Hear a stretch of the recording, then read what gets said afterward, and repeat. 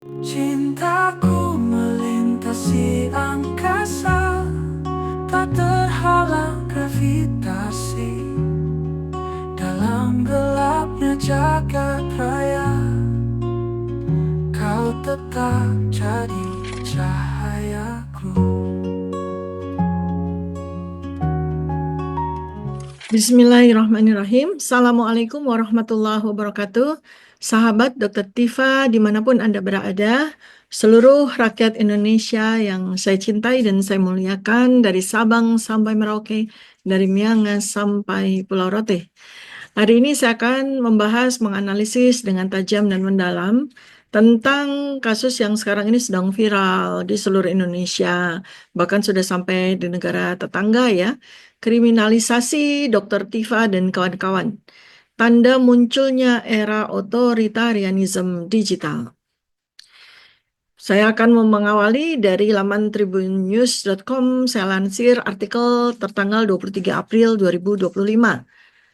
Ada organisasi yang bernama Pemuda Patriot Nusantara melaporkan 4 orang penyebar informasi tudingan ijazah sarjana Presiden atau mantan Presiden Joko Widodo palsu ke Polres Metro Jakarta Pusat.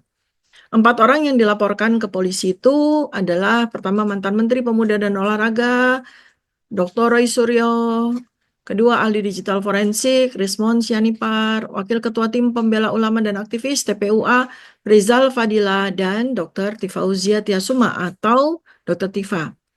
Laporan tersebut disampaikan oleh pelapor, Ketua Pemuda Patriot Nusantara Andi Kurniawan, dan kuasa hukumnya Rudiansyah, yang menerangkan bahwa keempat orang ini merupakan mantan pejabat negara, dokter, aktivis, dan seorang ahli.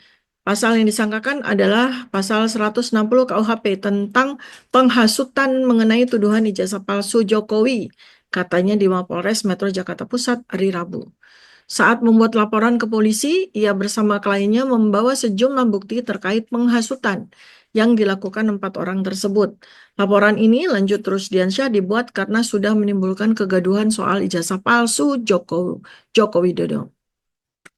Bisa kita lihat sendiri terjadi di Sivitas Akademika UGM di Solo, sekitar rumah Pak Jokowi juga menimbulkan ketidaktertiban dan meresahkan, dan seterusnya ya. Nah, Rusdiansyah berharap ya laporannya bisa ditindaklanjuti oleh pihak kepolisian dan memproses secara hukum demi memberikan efek jera. Hal ini agar depannya tidak ada lagi pihak-pihak yang menyebarkan informasi tanpa bukti. Targetnya pembungkaman informasi. Berikut ulasan tajam dan mendalam saya mengenai kasus ini yang dari keempat orang itu salah satunya adalah saya sendiri, Dr. Tifa. Bayangkan sahabat semuanya ya, di negeri demokrasi, orang-orang yang berpikir justru ditersangkakan, yang bersuara dihentikan, yang membongkar justru dibungkam. Kita sedang menyaksikan bukan sekedar kasus hukum, tapi awal dari era baru, fasisme algoritma, kriminalisasi nalar kritis. Apakah ini adalah sebuah pertanda fase otoritarianisme digital? Kriminalisasi terhadap Dr. Tifa, Roy Suryo, Rismon, dan Rizal Fadila bukan sekedar soal pelanggaran hukum personal. Ini adalah indikator sistemik yang mengarah pada matinya ruang dialektika publik. Keempatnya memiliki kesamaan, menyuarakan kebenaran sesuai dengan domain mereka masing-masing terhadap kekuasaan. Dalam hal ini terhadap seorang mantan penguasa, dan membongkar narasi besar yang berseberangan dengan arus utama untuk menyebarkan opini. Maka pertanyaannya adalah, apakah kita sedang menyaksikan gejala fasisme digital yang tumbuh diam-diam dalam demokrasi semu? Siapa yang ditarget? Keempat tokoh ini tidak bisa dikatakan oposisi formal, namun mereka mewakili simpul intelektual independen, netizen kritis, dan rakyat terdidik yang aktif di dunia digital. Mereka adalah public disruptor yang membahayakan konsensus palsu kekuasaan. Maka penanganannya tidak sekedar hukum, tetapi lebih mirip proyek delegitimasi karakter atau karakter assassination. Dr. Tifa, lugas, intelektual, tidak bisa dibeli. Suaranya adalah tentang geopolitik. Apa yang dilakukan oleh global power, elit global, WHO, pandemi, dan politik transnasional yang terlalu berbahaya bagi oligarki yang menjual kedaulatan. Dr. Roy Suryo, mantan menteri, punya basis intelektual dan pengaruh publik. Sikap kritisnya pada simbol dan institusi negara membuat dia out of control.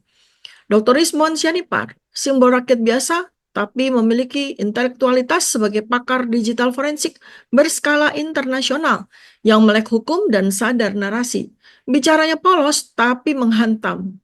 Rizal Fadila, selain pakar hukum, dia adalah aktivis sosial politik yang malang melintang kiprahnya dalam membela rakyat dan mengkritisi penguasa. Apa yang sebenarnya terjadi? Dr. Tifa, Dr. Roy Suryo, Rizal Fadila, Dr. Isman Sianipar, 4 orang, 4 latar belakang, tapi nasibnya yang sama. Dikriminalisasi karena bicara. Mereka ini bukan politisi, bukan perusuh. Mereka hanyalah rakyat yang berani menggunakan nalar. Mengapa mereka diincar? Karena mereka membongkar sesuatu yang terlarang. Mereka mewakili generasi sadar narasi, dan itu berbahaya bagi yang ingin mengendalikan pikiran rakyat lewat algoritma. Artinya kita sedang menuju era apa? Demokrasi prosedural sudah lewat. Yang ada sekarang, kita menuju era cyber authoritarianism. Pasal pidana jadi senjata, sensor digital jadi pagar, narasi dikurasi oleh mesin, dikendalikan oleh elit. Ada konteks besar yang terjadi, sensor versus kedaulatan data. Saat ini, Anda mesti menyadari bahwa kita hidup dalam era digital surveillance, di mana narasi yang tidak terkodifikasi dalam algoritma kekuasaan dianggap subversif. Jika dulu pembungkaman memakai senjata atau senapan, kini cukup dengan pasal karet, troll digital, sensor algoritmik. Kriminalisasi ini menandai transisi dari demokrasi prosedural ke cyber authoritarianism, di mana pemerintah dan kekuatan di baliknya mengatur persepsi rakyat bukan hanya lewat media, tapi melalui kontrol atas data dan kebenaran. Kemana arah semua ini? Jika tidak ada perlawanan sistemik dari rakyat dan intelektual, maka ruangan publik akan steril dari kebenaran alternatif. AI dan big data akan menjadi alat represi yang lebih efisien dari tentara. Orang akan takut berpikir, bukan hanya takut bicara, takut berpikir. Karena takut bicara sudah ada pembungkaman. Sampai-sampai orang akan menjadi takut berpikir.